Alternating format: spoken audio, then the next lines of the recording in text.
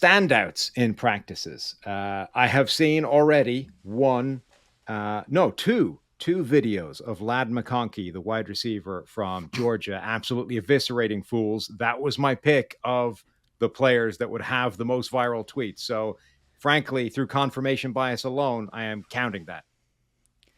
Yeah, I don't mean to insult a position group that is very confident and prideful, such as cornerbacks and defensive backs, but it sure felt like nobody really wanted the smoke with Lab McConkey today. Like I think every single corner that lined up against him during one-on-one drills was like, shit, I'm about to get put on a video. Just because like the drill is already so skewed into the Yeah, offense's favor. You have right. no help anywhere. There's no help over the top because normally, like unless you are truly playing island coverage, which not a lot of corners are asked to do that for most of the time that they are covering, you normally have some sort of linebacker help if they go inside, some sort of safety help if they get vertical, and you could be a little bit more aggressive in either how you press them or your spacing or all this kinds of stuff.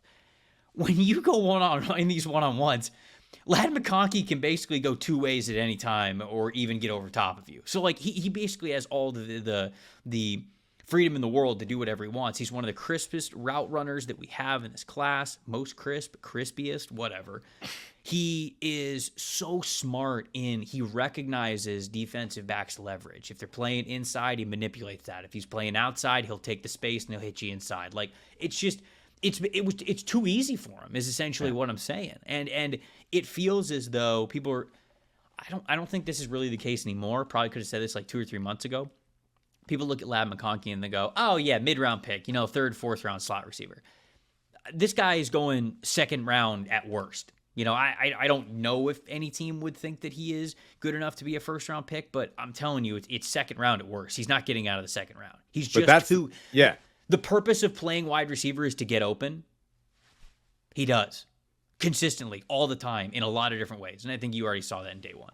yeah. And that's becoming the conversation now. It's not, where in the mid rounds is Lad McConkey going to go? It's, is he a first rounder? Like that's now the Right. conversation that's happening with him. And he's got Yep. wheels as well. Like a lot of these guys that are, pegged as just a slot receiver only, and sure they can separate, but can they, like, he can run the hell right past people as well. Like that's a serious part of his game. That makes him terrifying because he will snap off routes in a heartbeat, get a ton of separation, or if you're not paying attention, he will just run clean off the top of the defense. Now you've got real problems. So Yep. love his game. And again, sure, it's confirmation bias, but I'm counting this as a win that he's already putting up a bunch of crazy videos.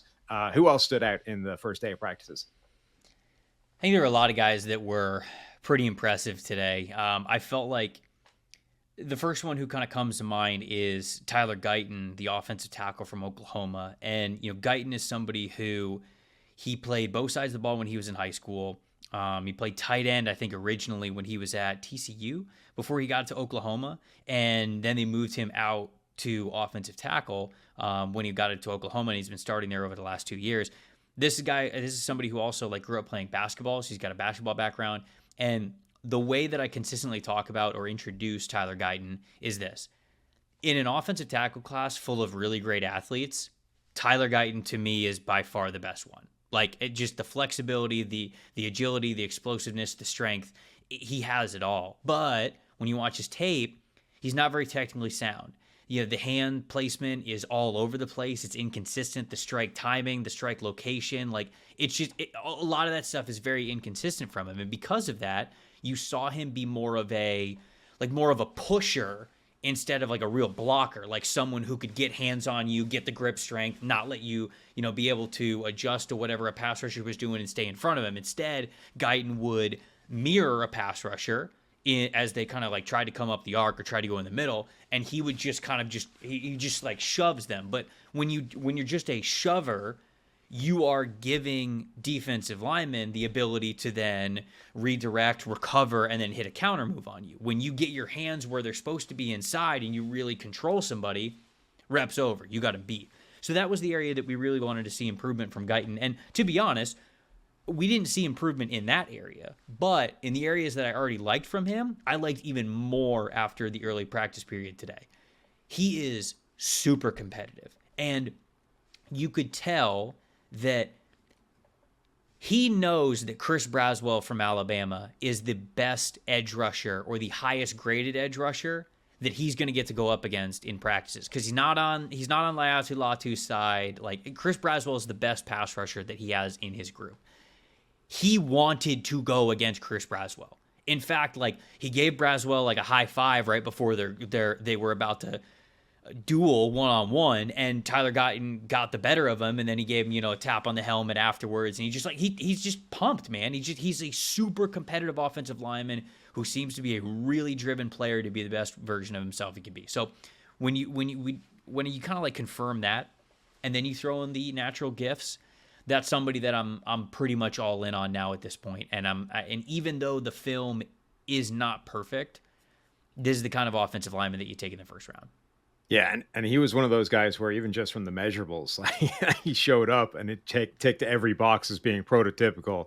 6'7", 328 pounds, 34 inch arms, massive wingspan. I mean, absolutely as you would draw it up in terms of a wish list for a prototypical NFL offensive tackle with those movement skills. There's everyone knows the stories of, Jason Peters being a former tight end. But if you can get a guy that can make that transition from having been a skill position out in space athlete to now being a tackle at that size, it is crazy what they're capable of doing. So Yep. that is massively interesting to see.